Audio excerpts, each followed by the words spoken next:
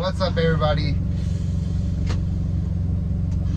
I kind of got screwed on my paycheck this week. I've been getting screwed on them, so I mean, I'm seriously thinking about canceling this lease. I'm glad it's a walk away. But I picked up on the 17th in Richmond, Virginia. I delivered on the 18th in Newman, Georgia. It went to HelloFresh. If you're going to HelloFresh, don't. Especially if you're a lease driver, owner operator or something, don't go there. It's a crap show. I'll take a screenshot of what I left on a review on their page, because I left a review, and a lot of other truck drivers have too. It's warnings. Look at all these places before you pick up these loads. I didn't know how bad it was. It's terrible. But I was told the appointment was for 10:30 in the morning. So I deadheaded home the night before.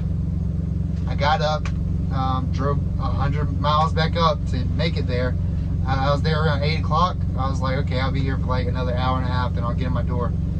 Around 10 o'clock shows up, and I go up there. I was like, look, I was supposed to be here at 9:30, and they told me, or no, it wasn't 10 o'clock. It was, I went up there at 9:30, or went in and checked in at 9:30. They were like, yeah, your appointment's for 10:30, but we only have one door for you.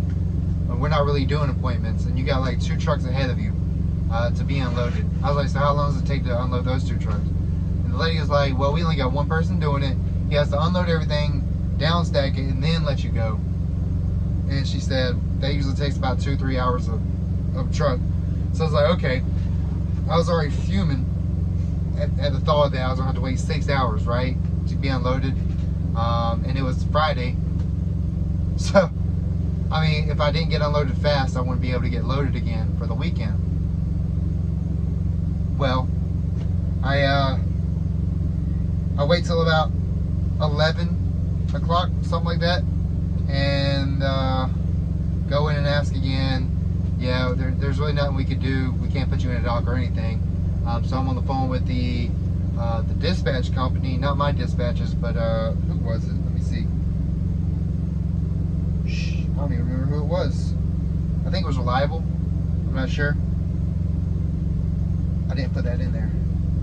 But yeah, so I called them up, and I was raising hell. Called them up multiple times. I don't like just sitting here not making money. It's costing me money just to sit here. I called them up multiple times. Called my dispatcher. Around 4 p.m. I went up there to the door, and took them about 10 minutes. I was kind of rehearsing what I was going to say, talking to myself basically. And I knocked on the door a couple times. There's a person standing there. He kind of leans over at the glass, looks at me, looks annoyed, and then just walks inside the building. Doesn't do anything. Doesn't talk to me, nothing. So I wait for about 30 minutes for the person to come back out and talk to me. I'm like, hey, when can I get in? She's like, yeah, we got another person in front of you still, but you're next up.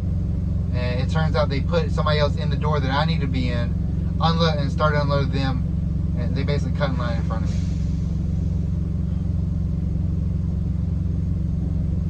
But anyway, I was given a door at 4 p.m. Let me see. Let me make sure. 6 p.m. Excuse me. I was given a door at 6 p.m. I keep kind of meticulous notes on here on everything. It's my trip log. Around 6 p.m. I was given a door. I didn't get off the dock until about 8:30 p.m. and the yard guy was honking at me to get off the dock. After all that time waiting and everything, you're honking at me to get off the dock. Okay. So I pull off the dock. I don't look at my trailer like that. Like, I don't glance to make sure everything's in there, my straps and stuff. That's gonna come into play later. I pull off the dock. I go up there. I park in a parking spot because it's kind of tight over there. I go up to the door. I'm like, hey, I was just put off the door, and she's like, yeah, we don't have your paperwork. We'll give you a call. I wait another hour, and I go back up there. I was like, look, I wasn't given a call, and it's already about 9 p.m. at this time. And they're like, yeah, we don't have your paperwork. Go back and wait in your truck. We're gonna call you. Okay. So I start going online, and I see all these bad reviews, and they're about to be showed up.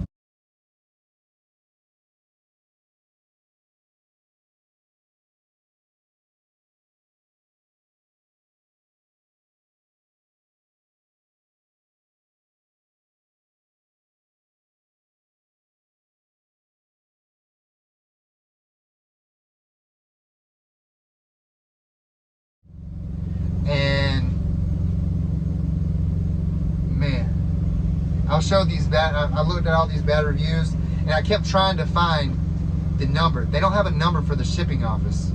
They don't have it ready for the truckers. I found it, and I'm gonna put it in here so you have it. they hit it really well, but I called it up. Here's what you do: you call up the customer service line, right, for HelloFresh. I was like, I gave him the rundown of what happened. He was like, all right, so you're boxing. I was like, no, I'm a delivery driver. And he still thought I was talking about like delivering to houses. I was like, no, I'm at your receiving docks and stuff. I'm delivering loads to the company. So he finally gets it, and he waits. He makes me wait a couple minutes. He's talking to somebody, and then he comes back. He's like, all right, sir, we have the number for you. I got the number to the receiving dock. Well, it's supposed to be the receiving dock, but it was actually to the shipping office. So I gave him a ring. I was like, look, I've been off this dock since 8:30 p.m. It's already like 11:30 p.m. now, and I have not gotten any paperwork yet. I missed out on $4,000 worth of loads to make it through the weekend dealing with this place. But it's like 11:30 now. I still haven't gotten it. And so he sends me the actual number to the receiving, the personal phone number to the receiving guy. And he's like, well, your paperwork should have been in the back of the truck. I was like, well, it wasn't, and I've been up here for a couple hours. He's like, well, I'm on break. Give me a few minutes and everything. I was like, okay. Around 12 o'clock, around midnight comes around. He's like, hey, I got your paperwork. Yeah, it was supposed to be in the back of your truck. The yard dog was supposed to have you stay in the dock until I could put it in there, and I just completely forgot about it. So now I am livid because I've been asking these people, and they've been extremely rude to every driver up there, because we keep asking them what's going on with the loads. We've been waiting here for 10, 11, 12 hours. Nothing. They don't talk to us. We don't have restrooms there. There's no facilities, anything. There's no vending machines. If we don't have any drinks or anything, nothing. I had nothing in my truck. No water or anything. I don't have a fridge in here. So I didn't have anything in my truck. I was going to deliver and then get some food after I delivered, because I thought it was going to be easy delivery and then be set for the weekend, but that didn't happen. Anyway, I left out here at 12:30, and let me think. I did. Okay, I did park on site. I parked on site because I think. Yeah, I had to park on site. I wasn't able to move. I didn't have more hours, so I parked on site, and my dispatcher found me a load. Thank God, he found me a load for the next day that picked up. And it picked up around noon, so I got there. I picked up at 1. I got there at like 12 or so. Picked up at 2, something like that. I got there before the pickup time, and it took me literally like, I got there at 12:57. I was unloaded, or I was loaded at 13:15. So was that 17 minutes? It's not too bad. It was one guy. It was conveyor belt parts. This load, I'm gonna make another video on this load right here. But I was able to do that, and then when I got there, he's like, "Hey, do you got any straps or anything to hold these parts in place?" I was like, "Yeah, they should be back there." No, they're not back there. Okay. So I hurried up and drove back to HelloFresh. It was the next morning. I was like, "Hey, look." So the guard check. I was like, "Hey, look, they took my straps. Those are my load locks. I need those back." She's like, "When were you here?" So it took her a minute to find what my truck was. She's like, "Yeah, my husband's a truck driver. They take his stuff all the time." I was like, "Yeah." But she let me in. I was able to talk to the people. They're like, "Is it something I can hand? Is it something I can carry?" I was like, "Yeah, it's something you can carry." It was on door, I think it was 52 or something.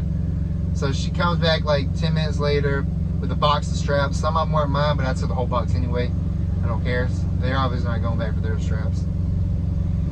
And I was out there, but I missed out on close to $4,000 gross on 2 loads. So it was like a $3,000 load for a couple hundred miles, and like a $1,200 load or something like that for a couple hundred miles. But I missed out on all that. So that means that I only grossed about $700 this week after everything.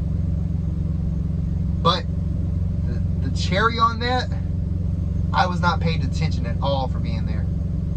So I called up my company, and I'm about to see if they're gonna, make it right. But for 16 hours, yeah, you dang right I'm getting detention. You made me lose out on so much money. Yeah, you pay me a couple $100 extra on this load. I don't care. I missed out on so much. Just sitting there.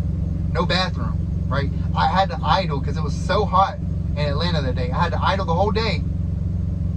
I had like a quarter of a tank, and I idled it all the way down. Like, I called the guy up, the shipping guy. I was like, look, I'm about to run out of truck fuel sitting in your lot, waiting on this paperwork. And so I guess I'll give an update on the pay on the next video, but this right here,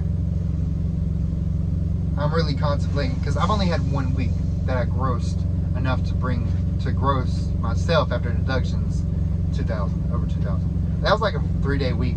I did really good that week, but every other week it's been 1,000 or less,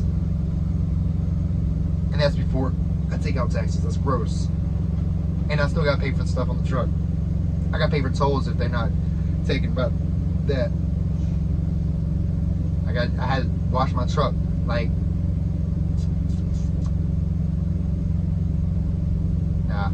If you're gonna lease, don't lease with a company that don't have a lot of freight.